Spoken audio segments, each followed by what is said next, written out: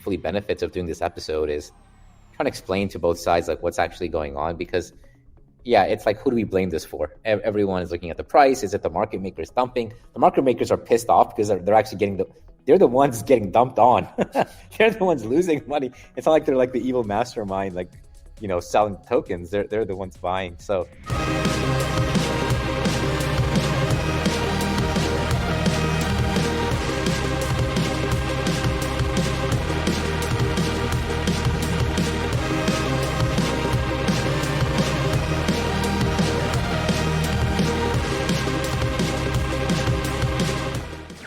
welcome to episode 53 of Steady Lads. This is season 2, apparently, is what we're calling it internally, but we will continue to do a weekly show here and hopefully reach episode 104 and none of us drop out, hopefully this time.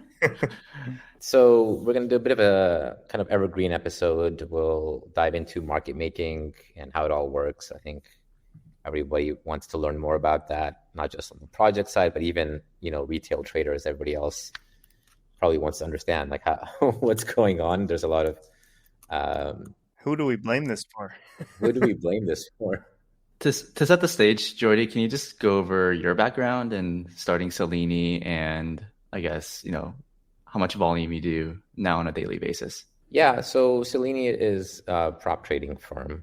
Our main business is trading to make profit on our own behalf, which just means like no clients. We're just simply trying to be smart about like buying and selling, hopefully buying low, selling high. And our background is very much on traditional finance trading, so HFT. Usually those types of strategies translate pretty well to crypto because it's ultimately the same thing. You have similar microstructure, similar books.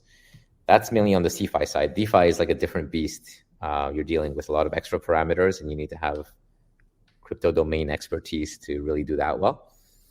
But you can see firms that are dominating on the traditional side, like Jump, Tower, those are probably the two biggest, are also the ones doing, a lot of activity on the crypto side. And Selini is in that group. We're doing like, a lot of volume on CME and ICE, like futures exchanges. And a lot of our team has background from like Virtu and Tower. And I myself was at some of these firms as well. So our DNA is very much on the HFT side. And for folks that don't know, what would you say that the job of a market maker is? So switching gears from Selini being a trading firm to a market making firm, how could folks understand what you guys actually do? Yeah, so there's exchange market making, and then there's kind of like designated token market making, which are two quite separate things. Exchange market making means you are providing passive liquidity in the markets, and you're just trading different books. Now, you can be doing it without anyone incentivizing you, purely because the flow is good. Like if you're trading on Binance, you're not really getting incentivized necessarily to provide liquidity on the Bitcoin or ETH books, but because there's so much flow and so much volume, you can make spread. Now, if the book is not getting a lot of flow and it's illiquid, usually there'll be incentives to kind of get things going. So a lot of DEXs, and notably like DYdX was, one of the first ones. They just provide a lot of token incentives to get that first liquidity going, get the game started, because when you have retail coming, you want them to see books. You don't want the slippage to be, they put a $10,000 order and it just like rips through the book. So it's kind of like a chicken and egg thing. And to get the chicken started, a lot of exchanges will give incentives to market makers. And I consider this to be like a very legitimate thing. Like, CME does this with every new product. Like they started a 10-year TN future. They start just giving you like monthly payments to quote a certain size. And so this is like one kind of market making. And it's very natural that there's a requirement for people to step in and bootstrap this. The other kind of market making is what you would see in traditional markets on maybe like, NASDAQ or NYSE, you'll have like DMMs, which are like designated market makers for a specific stock to make sure that there's liquidity when somebody trades. Because if there's not a ton of back and forth flow all day nonstop, like you have in the S&P 500, you'll need someone to provide liquidity. The reason is every time you place a passive order, if you think about it, like you're not getting anything, you're sort of just giving everybody else a free option to hit you. So whenever there's volatility, like somebody can just take you, whether it's up or down, and you're not getting anything in the meantime because no one is like trading back and forth and giving you spread. And sort of being a market maker involves, in essence, sometimes taking a bit of a hit on showing these orders and giving the market an option to hit you. And then hopefully you're getting compensated in some other fashion. And would you say, talking about the crypto landscape, do projects need market makers? And what happens when a project doesn't sign on with a market maker and just say launches their token, airdrops it, launches it on chain, and doesn't worry about sexes, listings, market makers, etc.? So it depends what type of project and what stage it is. Generally, and I've talked about this on the podcast many times before, there is the product that people are building, like whether it's a DEX or they're building like a liquid restaking or whatever they're doing. And then there's the token. And the token is also a product. And you want the token, regardless of what you're building, you want the token to be a good product. And that usually means that it's on different places where it's easily accessible, major exchanges, major kind of DEXs maybe as well. And then you want there to be liquidity so that the slippage is not high. We see that a lot of projects say that liquid funds will not invest in their project if they don't see that they can get out of, $1 million within like a day. They want to be able to exit their positions. Otherwise, they're not comfortable to invest. Maybe they have a mandate that, they need to be able to see the exit door. And so they do often need a market maker. There is a need for having real market makers that are providing liquidity. And the way I'll describe it is, as a market maker, if you're doing your job properly, you are sort of bridging the gap between, long-term buyers and sellers by providing the short-term sort of like water that will let things be liquid between them. And you talked a little bit about how in the stock market, for like a very liquid stock, they might not need to hire a market maker specifically, like for an S&P 500 ETF.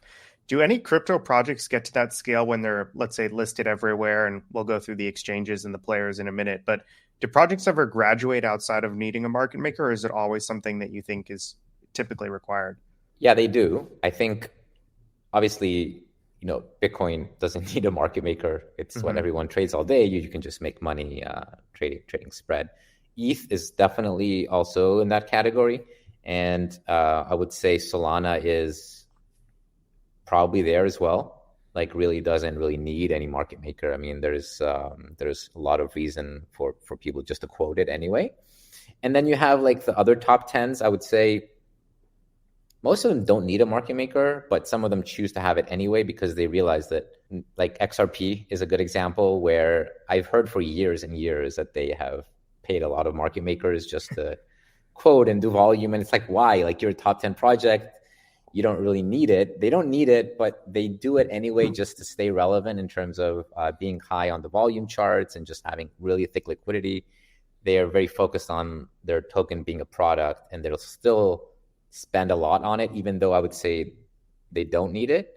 And then once you get out of top 10, I think every single project does need a market maker. So Jordi, I see you have a list here that you've shared of exchanges and then listing strength, difficulty, and cost. And we'll talk about DEXs after, but let's just start here. Like what does listing strength mean? What does difficulty mean? Like, can you just walk us through what this looks like?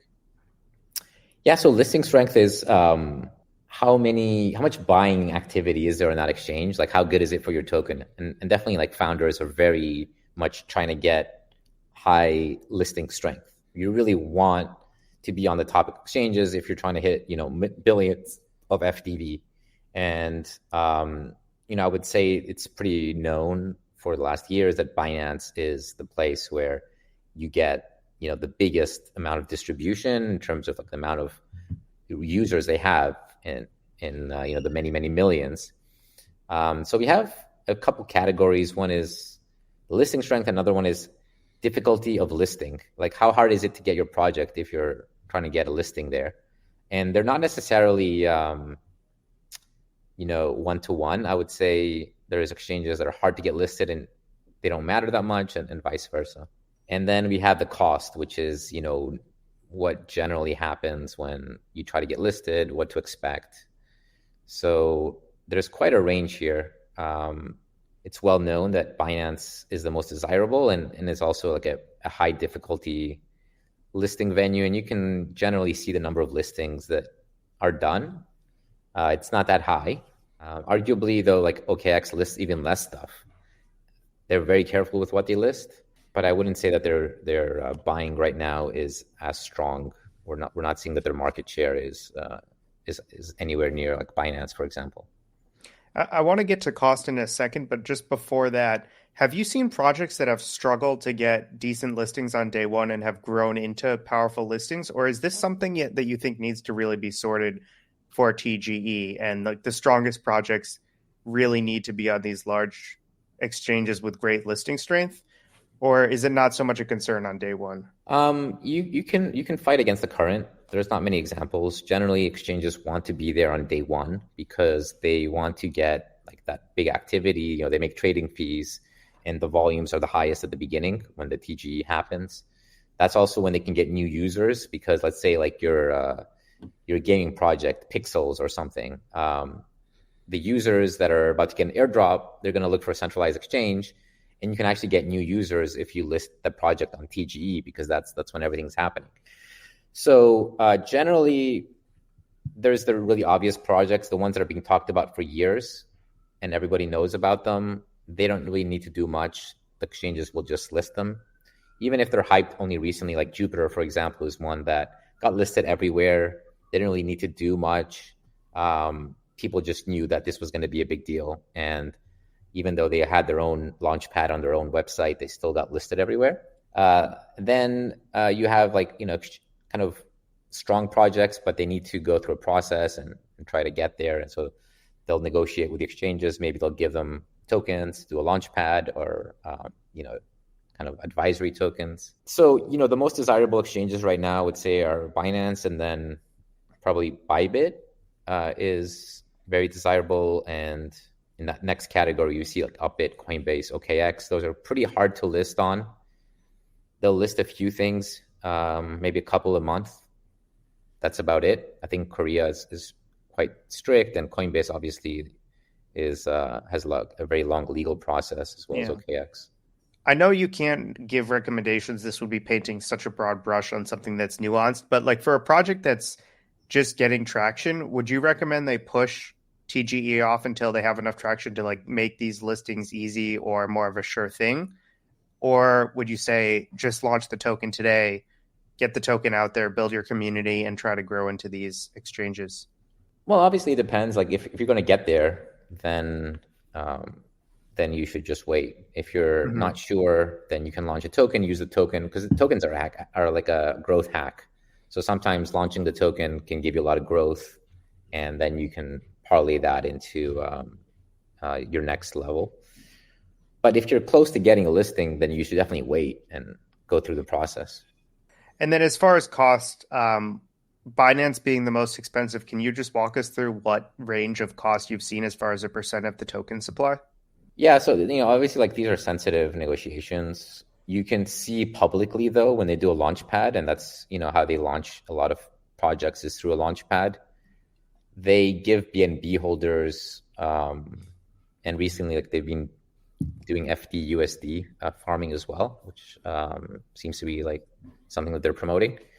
They'll give them a decent percentage of the project. It'll range between 1 to 5%, depending on the size of the project. If it's a multi-billion project, it might be 1%, and if it's a bit of a couple billion project, it'll sometimes be like up to 5%. So you can see publicly how much is going to Launchpad. And then, sometimes there's negotiation for advisory tokens. These might be locked up.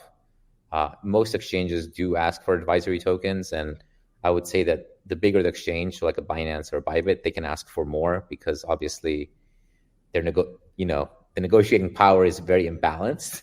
There's a ton of projects. Like the poor listing managers at these exchanges, they just get inundated, especially in the bull market, with so many projects. While in the lower tiers, they're usually the ones reaching out to the projects and being proactive, and so the flow is the other way.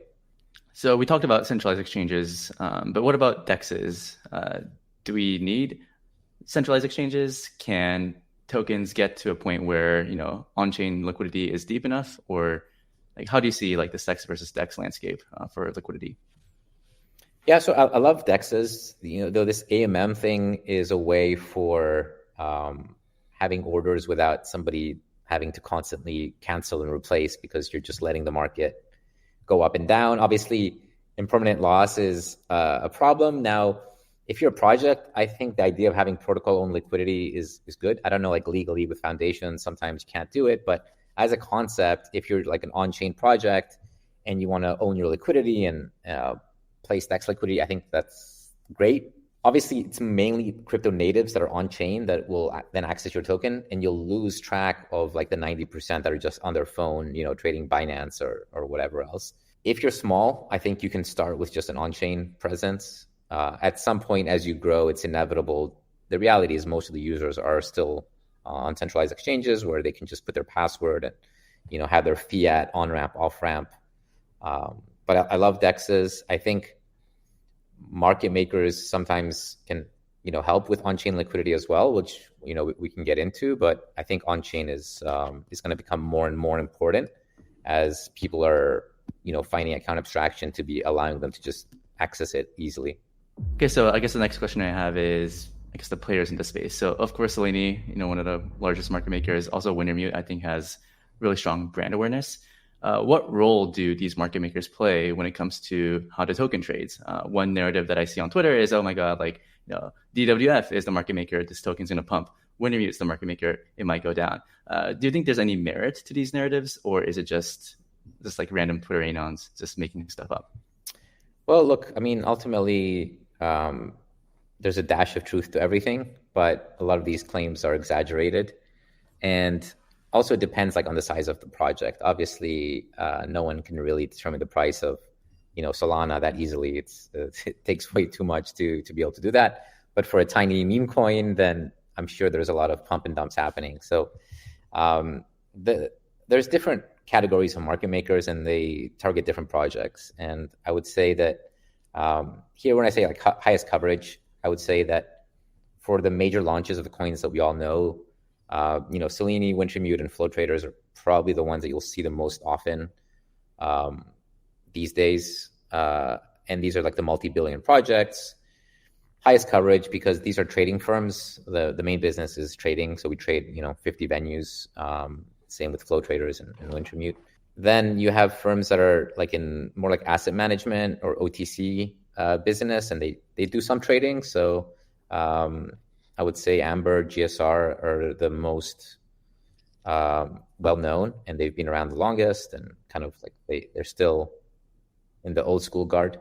Other players, of course, exist. Manifold is one that's also very active on chain. Then you have, and then we have a category called flexible approach. I don't really know what to call this category.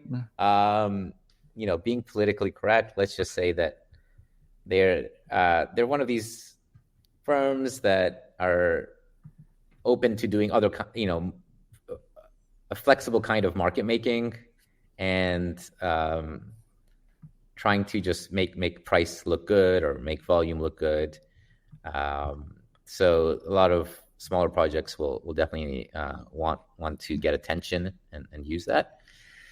Then we have recently I've noticed that a lot of random firms are starting to get into the market making, like the DMM space, and Galaxy, FalconX, Cumberland. These are firms that are doing other things, and they're trying to add it as a business line, and that's quite interesting. I think they're not getting a lot of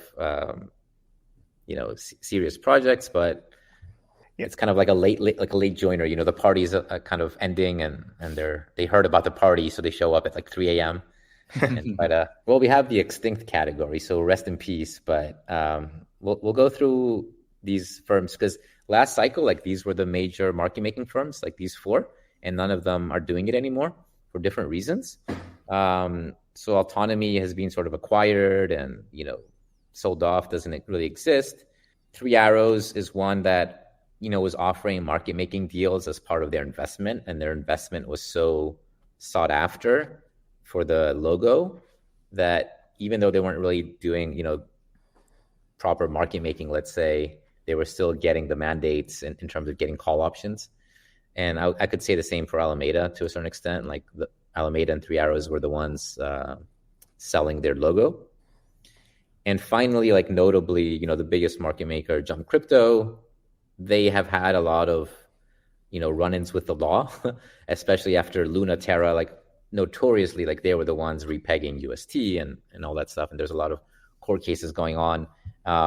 They're also like one of the best trading firms in the world in traditional markets. They make a ton of money there. So they have completely exited the sort of DMM space because the risk reward for them is just like not reasonable for them to do anymore. All these firms are asking for crazy terms. So if you look at some of the term sheets from like last cycle, Jump was being like, we want 5%, 10% of your token with call options. That's kind of what the landscape was. You don't really see those things anymore, though. Yeah, I want to get into the structure of these deals in a second. But before that, we had this article from The Block about how DWF makes deals, and really interesting segment here. But they talk about, they have a section in their contracts apparently called price management. And I think this sort of piggybacks on Taiki's question. And I wanted to just double click on it. Like, what about launch price? Who determines the launch price? How is that negotiated between the exchange, the project, and the market maker? Again, it depends on the size of the project and the seriousness of the listings going on. If it's one of the like serious projects, more legitimate, you're not going to see a lot of price determining by anyone. It'll sort of trade where the market wants it to trade. So airdrop sellers will just like be selling. People will be buying, and just depending on how strong the market is, it'll sort of even out. Now, exchanges do ask for things like, they'll want a listing price or a starting price. This is not too important, and I think the importance of it gets overblown. This is sort of like a cosmetic thing, just like where to start the chart. Do you want to start the chart here, or do you want to start the chart here? And generally, like, you want to start the chart a bit lower, and so that it looks good, it goes up. But this is like a plastic surgery type of decision, and I don't think it matters much. The main things that will determine the market price are the supply and demand. Supply will be how much airdrop or how much selling is happening from, are there unlocked tokens given to investors day one? Who has tokens? And conversely, like how hyped are things? Like have they done a good job of, have they done a bunch of, memes that have caught attention and then, people are aware, or is there a very small community and, the tree falls in the middle of the forest, but nobody hears it? So on the topic of like the who do we blame this for question, which I think is on everyone's mind, like when a project price starts really high, let's say, and just perpetually dumps, like you would say there's some shared blame there between the project, the market maker, and the exchange. But like the flip side of that is if the project does a good enough job growing their community, getting traction, hyping everything up, the project will do well, right? It's not like these factors are sort of outside of the project's hands, right?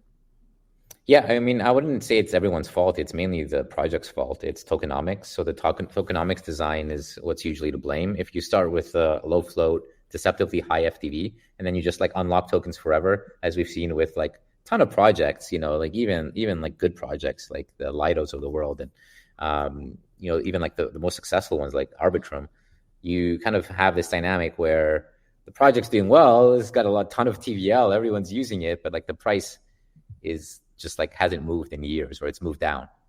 Sometimes it's like scary down. So unfortunately, I hear quite often still that founders want to have a high FTV to start. It's like a vanity metric, and I guess they kind of prefer to defend. Like, do you want to start high and defend it, or do you want to start low and grow it? I always suggest starting low and growing it, because then you're kind of giving a good entry point to people. They have a good taste in their mouth from making money on your project, and they're in the green. Even if there's volatility after, they're still kind of in the green. If you start high and go low, either it's because you want to be relevant, or you want to sell tokens, or you just kind of want to use that momentum to do a lot of business deals. Maybe that's like the nicest way to put it, is that some projects want to list high and then use their high FTV to do partnerships that will hopefully keep up their FTV. Well, actually, this brings up an interesting question.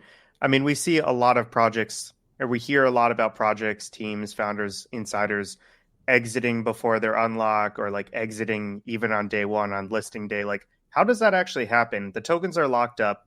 How are they actually like either hedging out exposure, selling, OTC deals? Like, what are you actually seeing there? So investors generally cannot get out. Investors can only get out if they sell the SAFT, and if reassignment is allowed to happen as a secondary sale. Usually these happen at pretty steep discounts to the market price, because again, like there's this expected dynamic that things will fall over time, and also there's the cost of capital over like the next year while you're waiting for vesting, or 3 years. So discounts can go from 40 to 80, 90%. Obviously, last cycle we saw a lot of these, Jewel was selling at like 90%, and then ends up being a good trade because it still goes down like even further. Or Steppen was another one that when it was at $3, it was trading at 70% discount. What is that, like 90 cents, and still kind of touched 20. So you still didn't get a good deal if you bought that on a discount. However, projects can sell if they want. Their treasuries can diversify, and I think if you're not getting good terms from venture capital firms, it's quite reasonable to diversify your treasury by selling some tokens, or doing an ICO or whatever it is. If it's legally compliant in your jurisdiction, then often projects will sell some tokens, get runway, and keep building. And unfortunately, like exchanges get a lot of advisory tokens that they can sell as well. So there is like some selling happening from different places. And what about hedging? Like, do a lot of founders that maybe you're their market maker, you do a listing with, do a lot of founders, like all of their net worth is tied up in this project? Maybe they have 5% of the supply, 10%, maybe even more in some cases. Do they reach out about hedging exposure? Do they hedge it independently? Like, is that something you're seeing, or not so common? I wouldn't say hedging is very common in terms of like shorting perpetuals, because it's just like a hassle to keep perpetual positions open. You don't know the funding rates. It's a little bit of a mess. If they have tokens that are unlocking, they'll of course want to sell them. If your entire net worth is in some altcoin, you'll want to sell it. Now, if the project's live and doing well, that's fine. If it's I think Eclipse was one that was trying to sell a lot of tokens before the launch at the time. I think obviously there's management change there, but it can look bad on the outside. And if it gets out that the founders have already sold before even launching a product, that's probably not advisable, even if they're not diversified in their personal holdings. Yeah, I definitely wish I sold my locked jewel at the top, even at a 90% discount. That's something I regret. But speaking of not selling tokens at a really high price, we had this phenomenon happen yesterday or the day before, where Avail did this token or airdrop, and it got listed on Bithumb, which is a Korean exchange. And on Bybit, Avail was trading at 15 cents, but on Bithumb, this thing was trading at like $2. And people talk about the kimchi premium all the time and the Korean degens aping in. But like, why do you think this type of thing? Like why do you think there's this much dispersion in how tokens get listed and priced on certain exchanges versus like Upbit versus Bybit? And why doesn't this get arbed immediately? Isn't there like a free money glitch to be made here? So there's certain areas of the world. Korea is the most notable, and potentially you could kind of come up with a few other Asian countries as well, where it's hard to move money and coins around. And the Korean exchanges have a lot of KYC requirements. Where did the money come from? The government is being quite strict in terms of like money flowing in and out. So what you see with Korean exchanges is sometimes there's a premium, but what you're referring to is not the kimchi premium. This is a listing supply and demand issue. The main exchanges like Bybit and Binance don't allow withdrawals for the first day of the listing because they want to keep the activity there. So you'll still have quite like large arbitrage that nobody can close because they can't like withdraw from one to the other. And the issue is Korean exchanges require KYC for moving funds in. So I don't think most people could move. I don't know how the specific person there managed to move funds in to sell it. It is generally like difficult to get coins onto Korean exchanges. Maybe if it's an airdrop, maybe that's why. But if you try to withdraw from Bybit and it's trading a 10x difference, one's trading 15 cents, one's trading like $2. You can't do it for the first day. And now we're past 24 hours, and if you check the prices, they've converged because people were eventually able to close that ARB. So I would generally suggest that if you're doing a listing on a Korean exchange, you wait at least 24 to 48 hours.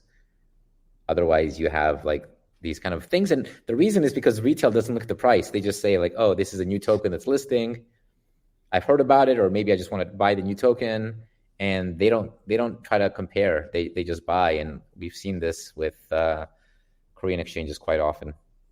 Yeah, I heard that the most powerful passport in crypto is Korea, just so that you have access to all these price differences.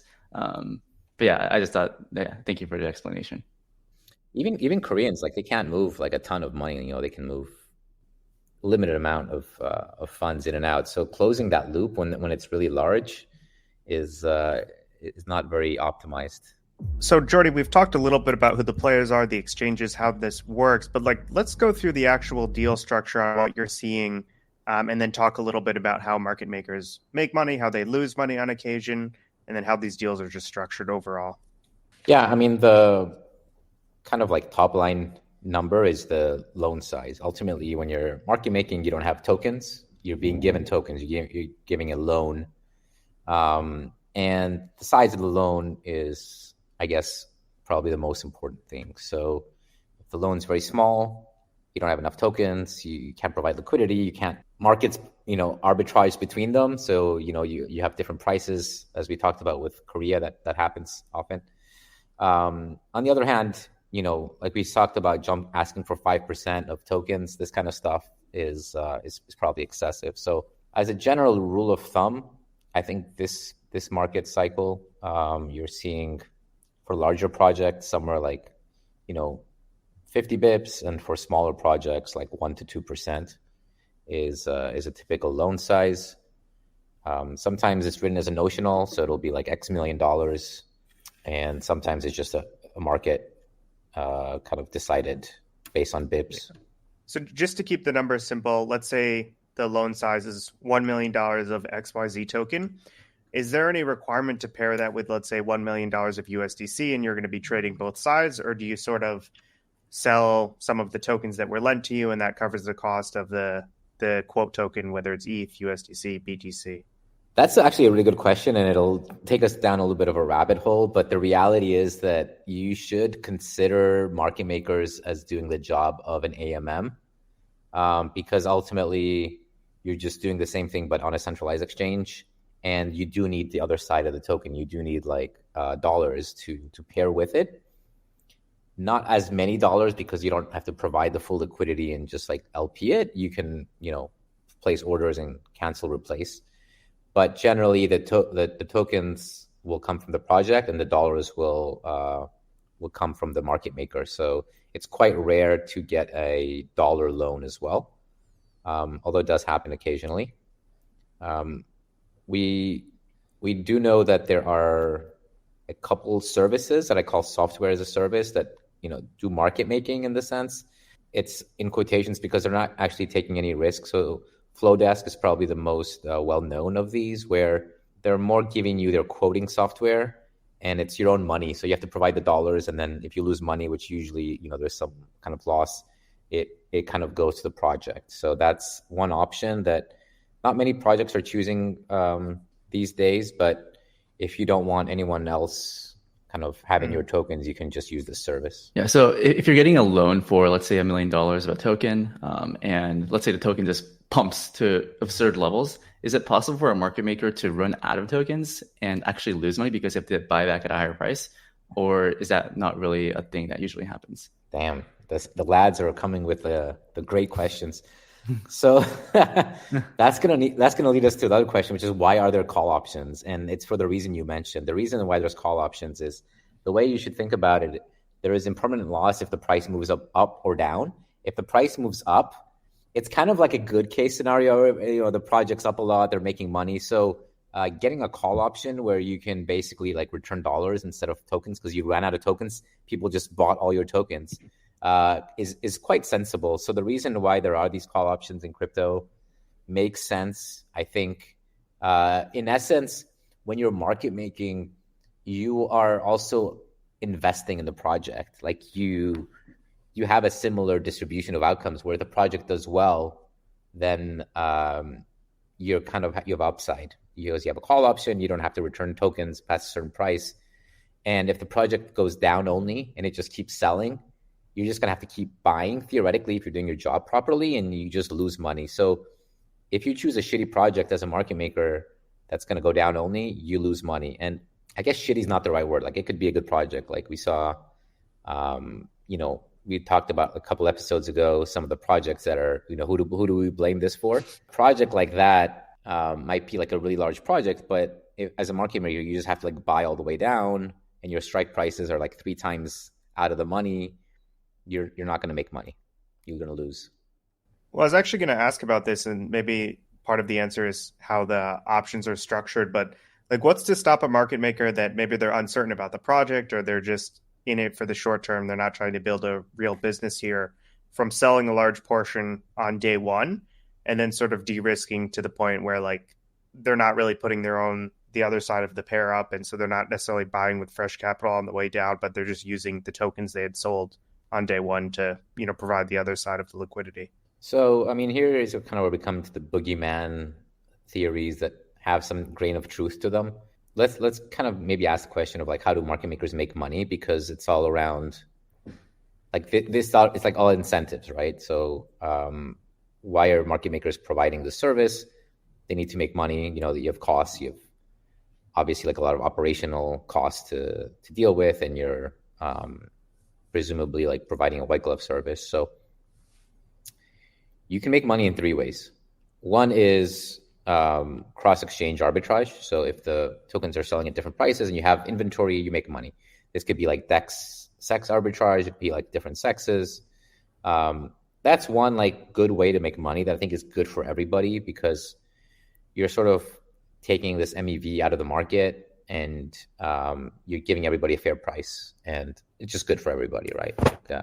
There's no loss there. So that's a good reason. And generally good market making firms are the ones that trade everywhere. They're good at arbitrage and they can kind of provide like the stability of the price. Another way that, you make money is sometimes there's not a lot of spot out there and the funding rate goes negative. You can potentially like help bridge the gap between spot and perp.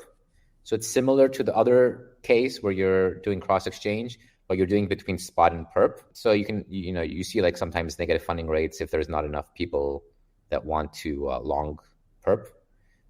So you end up providing that service. You kind of long the perp and sell tokens and do this like delta hedge. So you can make a little bit of funding rate. And then the third main way is like these call options. There's 2 ways to treat call options, and different firms treat them differently. One is you treat them as a lottery ticket. So you just hold it at the end. And if at the end it's in the money, then, yay, you made money, and great. The other way is you treat it as an asset on your balance sheet. You try to gamma kind of hedge the gamma. So you have an option. Every option has a certain volatility that you can imply and a certain strike price. So let's say that I have a Justin token, and Justin token is $100, and I have a call option for $120, and the volatility of Justin token is like 50.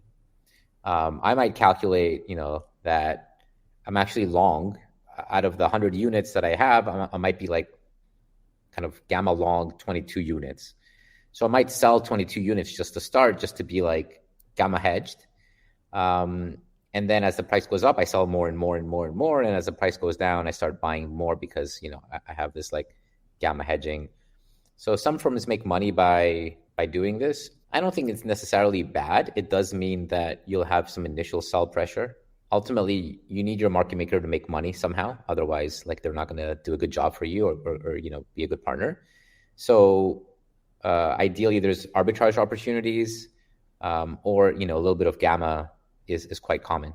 I remember one time early this year, our previous co-host, Vicky, laid out his WorldCoin thesis where I think there was a call option on WorldCoin at X dollars. And I think the thesis was, okay, well, the market makers have an incentive to pump it above so they can make money.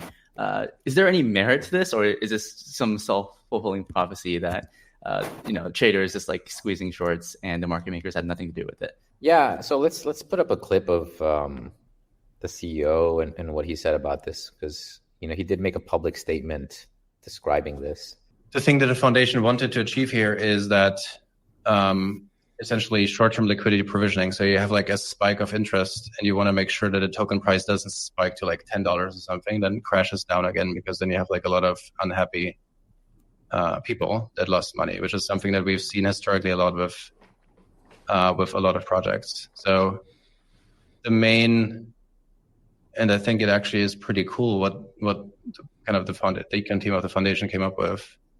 Can we have this like linear increase in terms of supply they can emit, exactly for that reason? That like if you have like a huge spike in interest, you damp that and you make sure that the price doesn't spike, which that I think would have been a horrific outcome. So let's talk about what Alex, the CEO of WorldCoin, is talking about here. He's saying he gave call options to market makers so they could dump tokens above a certain level to avoid the price going too high, because he didn't want anyone buying in too high. So that's understandable. Like you don't want to have, like we talked about on what happens in some of the Korean exchanges, you don't want to have people buying in a 10x the fair price. It's not going to be good long term. And unfortunately, the market is so inefficient that a lot of people buy without checking the price. They just market buy. In essence, like market makers are good to do that.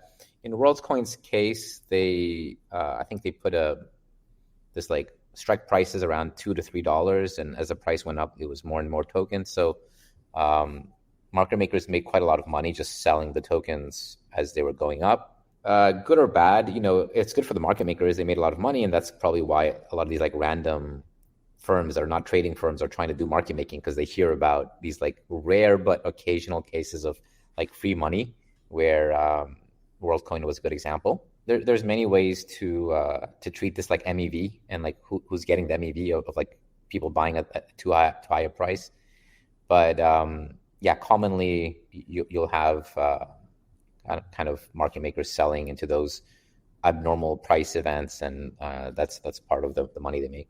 I know you compete for these deals, and I want to talk about sort of how you win the deals and what you're offered, what you have to offer in the SLAs. But maybe you can talk about how lucrative are these deals. Like obviously it's a case by case basis, but like on average, for an average size launch, let's say the project launches with a $1 billion FTV and you have a 1% call option on it. Like how lucrative are these deals? Can you speak to that a little bit?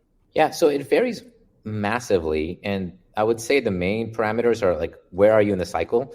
The deals that were done like last year, it's sort of like, again, it's very similar to VC. The vintage, like the 23 vintage is fantastic, because everything, if you look like a year back, is up a lot. That means your strike prices, which were set at the time, in the TWAPs or, the expectations of 2023, they're in the money, and great.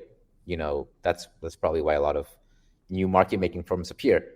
The deals that were done, in 24, especially after March, where altcoins have gone down, as Sticky kind of warned everybody, a lot of firms have lost money, and most market making firms are sort of bleeding nonstop on these deals. They were structured in a way that didn't really align incentives longer term, and creates frustration for everybody. And kind of, one of the hopefully benefits of doing this episode is trying to explain to both sides like what's actually going on, because yeah, it's like, who do we blame this for? Everyone is looking at the price. Is it the market makers dumping? The market makers are pissed off because they're actually they're the ones getting dumped on. They're the ones losing money. It's not like they're like the evil mastermind, like, selling tokens. They're the ones buying. So this is quite important to dig into. So can you talk a little bit about more about the deal structure and then how you actually win these deals? Yeah, so generally what happens is a project says, okay, we're going to do TGE soon. We need exchanges and market makers. Like, we went through like the main exchanges, who they try to get. If you're a super tier 1 project, you go for the big ones, and otherwise you go for like mid tier. Then you go to market makers. It's a little bit similar where you won't be able to get Wintermute or Selini if you're some tiny project that they haven't invested in, because there's too many projects, and they don't want to deal with constant requests from tiny projects. So it's good to think of it as the VC space. It's quite similar. There's space for many market makers that serve different types of projects, different size of projects, different categories. Meme coins are obviously, we're seeing like DWF do some meme coins. We're seeing this other one. If you go back to the players tab there, we've seen recently that some of the meme coins are going to Gotbit. I think they're doing some of these meme coins. Look, like there's thousands of coins out there, and it's not like PvP or winner takes all when it comes to market making games. There's too many projects to serve. So you try to get a good market maker. Good is in the eye of the beholder. We can get into what good is. For me, good means like you're actually providing liquidity and providing a service which you're supposed to be providing. They'll go to the market makers and ask them to give them quotes. Often there's some firms that chase the projects, so they'll just like harass the projects. There's a lot of those players that have like a 50-person BD team, just salespeople everywhere. Sometimes they use hot girls, sometimes not, but either way, like they're just blasting projects constantly, trying to get market making deals, because that's how they get judged by their boss, right? So projects generally, depending on their size, will have a choice. They'll get these like option strikes, these KPIs offered to them, and then they have to choose. I feel like generally like they choose based on reputation, word of mouth, and then they'll sometimes try to compare some of these terms and try to get like the most competitive terms. And do usually projects sign with a couple different market makers or just one generally? So we've seen everywhere from 1 to like 8, which is crazy. I'd strongly suggest not doing that because it's just a mess. I think the absolute max for like a huge project that makes sense is probably like 5, where like 1 or 2 of them are doing on-chain stuff, and so they're providing like different services. I would say most common by far is 2 for a smaller project and 3 for a large project, and that seems about right. Having a backup market maker who does other exchanges is good. So like 2 is kind of, I think, enough for almost all cases, but generally we're seeing 2 to 3. Sometimes they go through intermediaries, and in terms of like the current state of the market, we're seeing that something like CoinWatch, which is one of these intermediaries that it used to be a data firm, or you could just look at market analytics, and they've turned into, let's call it a advisor firm, like a consultant, where they try to get projects to pay them consulting fees to help them choose market makers and get good terms. So this has created quite an interesting dynamic recently, where it's like a race to the bottom. These intermediaries will go to 40 firms and ask them to bid. If you're generally bidding for one of these deals, you might get feedback that, XYZ firm has given more competitive terms, or instead of asking for a $5 million loan, they ask for $400K. You're kind of being pressured to match it or lose the deal. And this has created a bit of a unfortunate situation where the terms start not making sense. The market makers lose money on them. They get pissed off. There's not enough tokens. The project's pissed off. You just get all kinds of mess. So I would say like right now, it's a little bit of a broken system when it comes to these intermediaries. And it's in the process of getting adjusted. I would say right now it's the first time that with a lot of the recent launches, we saw like ZK Sync being like a prime example. There were no one was really happy coming out of it. And in my opinion, a good market making deal is like a win-win situation. It's not a lose-lose. So what's your suggestion then if a project has an upcoming TGE, they're doing well or just starting to get traction? What do you recommend they do if they don't use something like CoinWatch to get different bids? I mean, even if they use or don't use, I think it's important to like choose partners that you like, you're going to be able to communicate with, longer term partners that are incentivized. Two, keep it simple. Really, just keep it simple. Some of these, again, like these intermediaries, they have to like fill out a form with like all these parameters that honestly just don't make any sense. They have like parameters of like what's the total exchange liquidity going to be instead of like the actual, how much are you showing as a trading firm? They say like the entire exchange should have 2 million. Like a lot of like really strange terms that didn't make sense. So keeping it simple, I think, is by far the most important thing. The other thing is like you can find partners that will help you in a lot of ways, because market makers, if they're trading firms and they're trading on all the exchanges and they're active on DeFi, they can help you with liquidity on different chains. They can help you bridge things. They can give you feedback on your project. If it's a chain, they can like run nodes. There's all kinds of like activities that in a deeper partnership you can find. So I think don't treat market makers as a hostile counterpart. Try to just work with them and make sure that, it's a win-win. Jordi, can you walk us through the other components of the SLAs here of like, what other metrics you have to hit when you're providing liquidity? Yeah, I mean, let's go through the list. So we talked about loan size. I think too small gives like, not enough tokens out there and there's not enough upside, and too high is just like unnecessary. We don't see these 5%. Duration, a year to 2 years is generally like where you see it. I think 2 years is more like you don't want to have to hassle with like renewing the contract too often. So you just do 2 years, and 1 year is probably, the minimum amount of time to turn these things over. So we see like 1, 18, 24. When it comes to strike prices, they'll usually be set on a sort of like a TWAP, VWAP type of thing. Sometimes they'll refresh. So there will be like every 6 months, it'll go back to like whatever is the current EMA. And I think it makes a lot of sense, because the issue with strike prices, if you have like 1 or 2 year loans, the market can change drastically. And if the ideal situation is your strike prices are relatively close to the price, if they're like 2-3x away, it's as if they don't exist. Like there's no protection. Like the market can just go up 2x and you have no protection. Conversely, like if you're already like way above the strike price, like you can just sell your tokens. So I think having like resetting strike prices every 3 to 6 months is a good thing. It's not common, but I think it's a good way to do it. And sometimes firms will want specific like FDV strike prices. It's generally based off of like their previous raise plus like some premium. Like if they raise at $200 million, they might want like a $400 million fixed.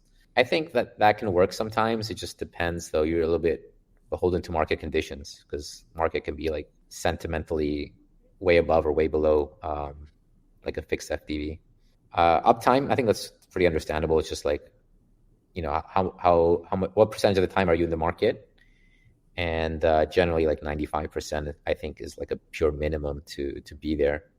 This raises an interesting question, though. Like maybe people are wondering, like, there's obviously not Selini employees on Binance or whatever exchange like actively trading. So like, how is this actually managed? How are you guaranteeing 98% plus uptime?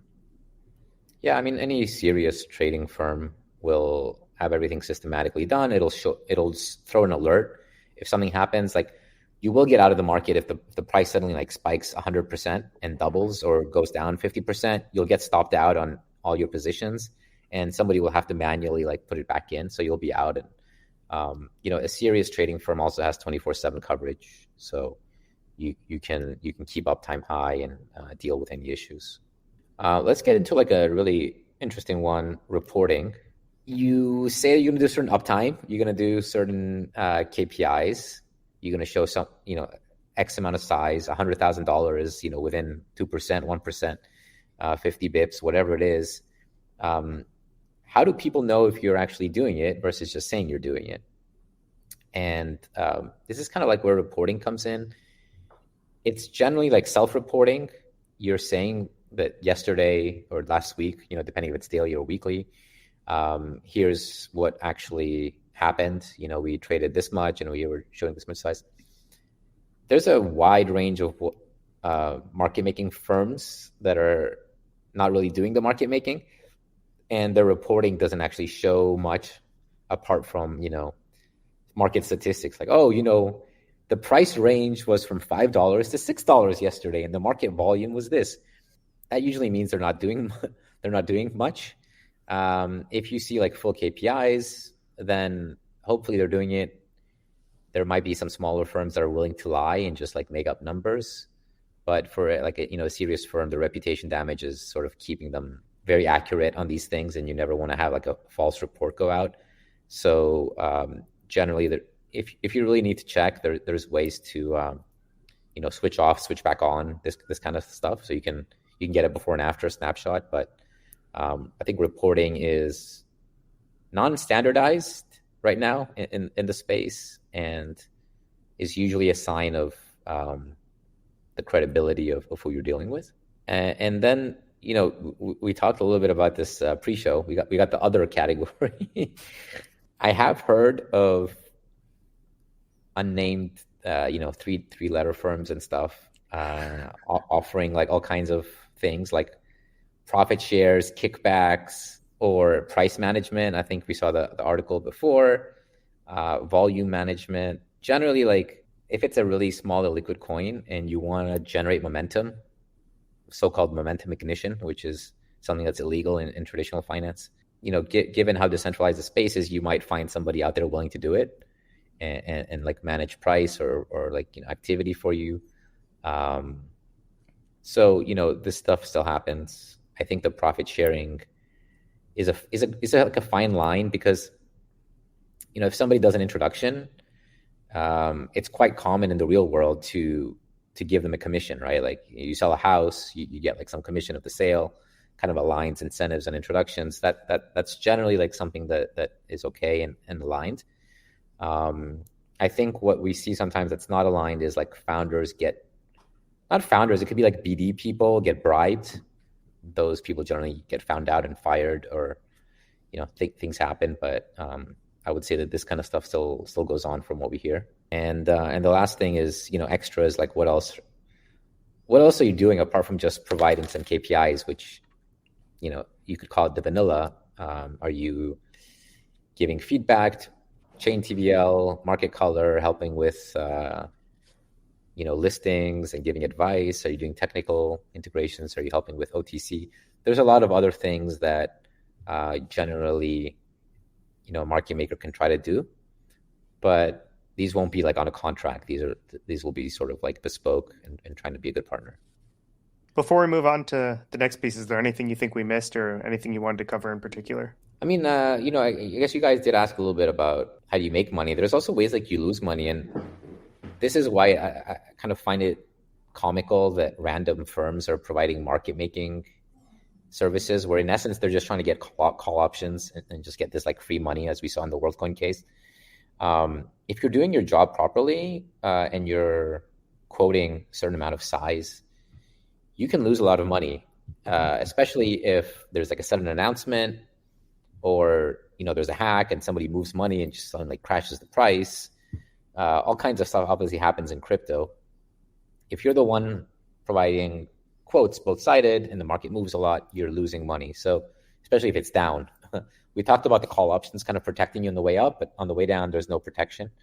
So if there's unlocks happening and it's a VC project, sometimes the project will try to strategize and be like, look, there's a sudden cliff coming, like just to be aware, there's going to be a lot of supply coming into the market, give you a heads up. Sometimes you just get dumped on and you have to absorb a lot of tokens, and you end up owning so much of the supply that you can't do anything with it.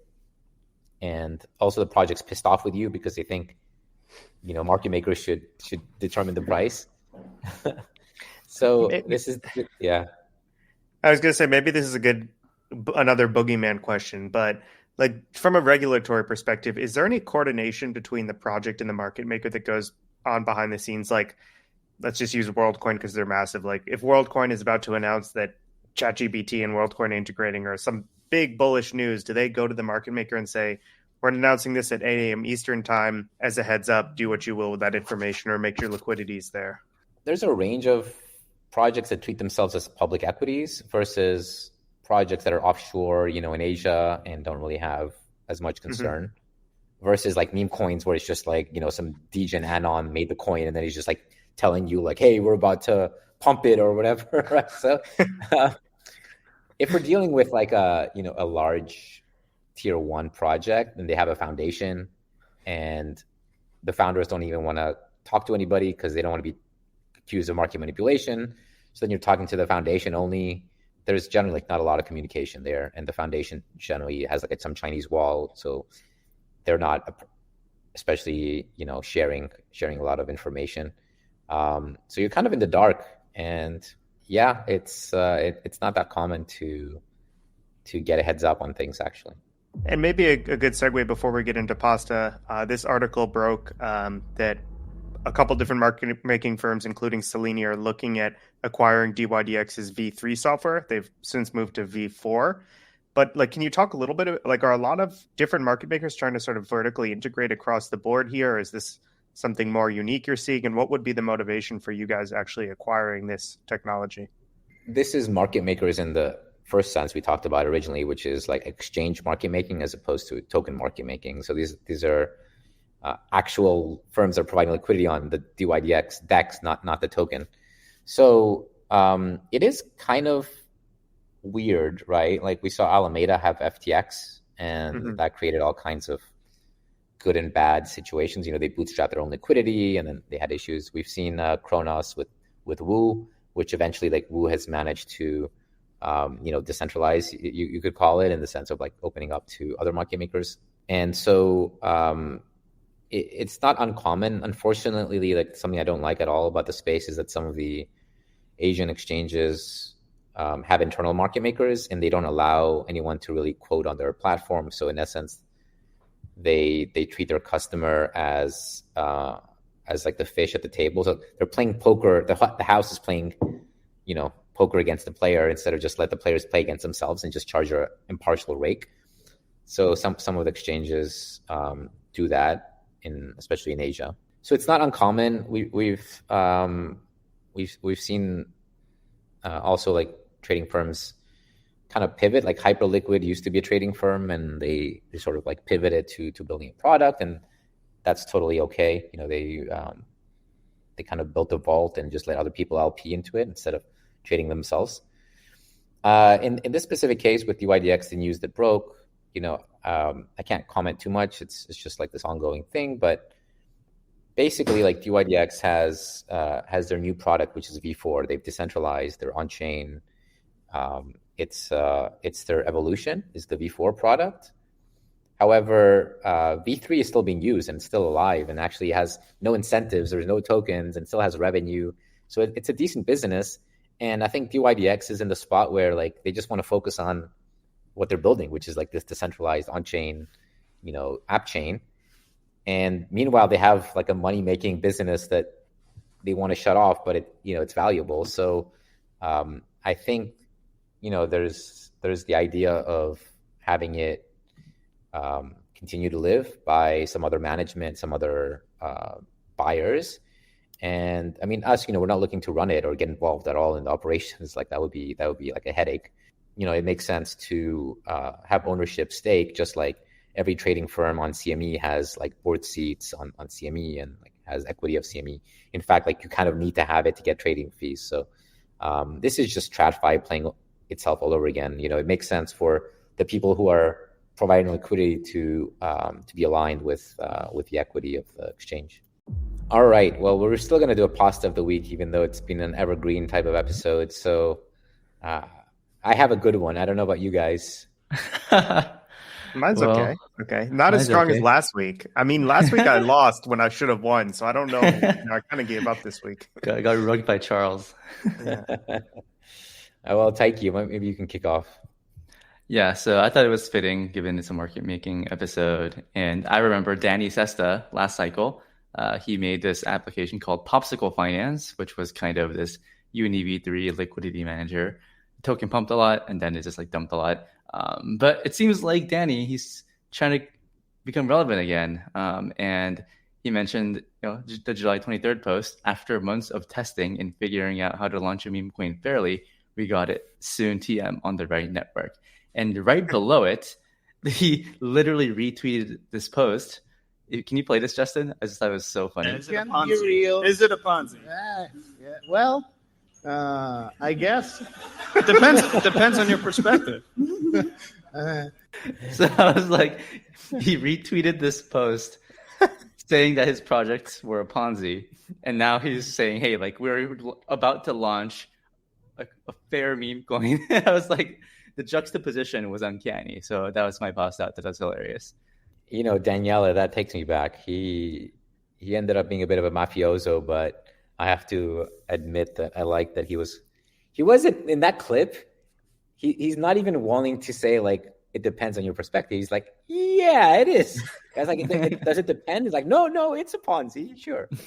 But he's like a good Ponzi architect. Like when he launches that meme coin, I mean, there's going to be a lot of interest, and I think it could do well. We'll see. No, I mean, he's not talking about launching a meme coin. He's saying about like a launch pad. And, when it comes to fair launch pad for meme coins, you do want to avoid sniping bots, but you also know that there's always going to be insiders because someone's launching it and the insiders are going to want a certain amount of allocation for themselves. So, yeah, let's see what he has in mind. But Daniela, that's a pretty good one. How about Justin? Yeah. So my pasta actually comes from my co-founder. Shout out to Joe. So I'll give a little backstory after playing this clip. This tweet went absolutely viral on Twitter. I think it's like one of the most seen posts from Twitter from crypto that has sort of expanded to 3.5 million views, which is kind of crazy. But I'll play this. This is Joe's house.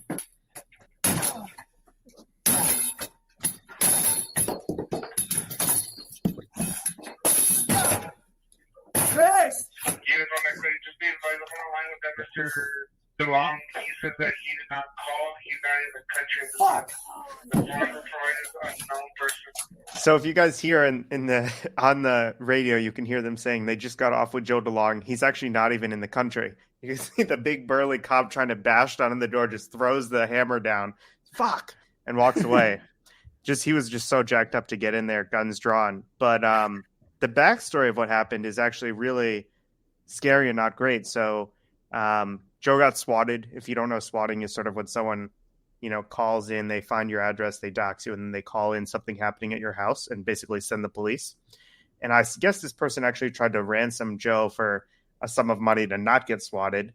Joe ignored the message, and unfortunately they actually did come, the cops. Fortunately, Joe was out of the country or out of town and not here when this happened, but what got people really excited was he had like a really heavy metal door. I've been to his house. It's like a pretty substantial door. And I guess this door, he's bringing some business there to Doma. That is an epic door. Yeah. He was going in. Like when Sari met Hallie and the girl's like, I'll have what she's having.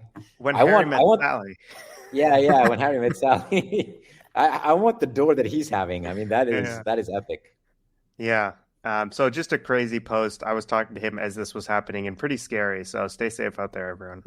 Well, I have a Jordi pasta to wrap up, which our previous guest, Jordi Gord, he's always showing these bangers. And so we had the Bitcoin convention coming up, and Trump is going to talk, and Kamala was thinking about talking, decided not to, and Gord explained why. Here's the reason why she backed out. Kamala just didn't feel comfortable speaking to Bitcoiners until they addressed the security budget. I've been saying this for a while until they sort out this tail emissions or what's going to happen once the emissions go down. So Kamala is not comfortable speaking at the Bitcoin conference, guys. That's why. That's funny. One narrative like we haven't heard in forever, but like I wonder if this plays a part from her team is the environmental perspective of like Bitcoin uses so much energy, it's not good for the environment. Like I wonder if that's a component too. Maybe she'll come to an Ethereum conference. Maybe she'll be at the next ETHCC. Does anybody talk about the environmental thing anymore? I haven't heard that in like Not at years. all. I feel like It's crazy. It just went away, right? First, BlackRock launches the ETF, and then boom, environmental concerns out the window. I mean, Elon was the one saying that he was going to stop it until the environmental thing gets sorted out. Maybe he'll start rebuying. I don't know. You never know. You never know. Cool. All right, guys. Well, thank you for joining. Hopefully, like this has been a helpful episode, and we'll see you next week with regularly scheduled programming. Take care. Bye, everyone.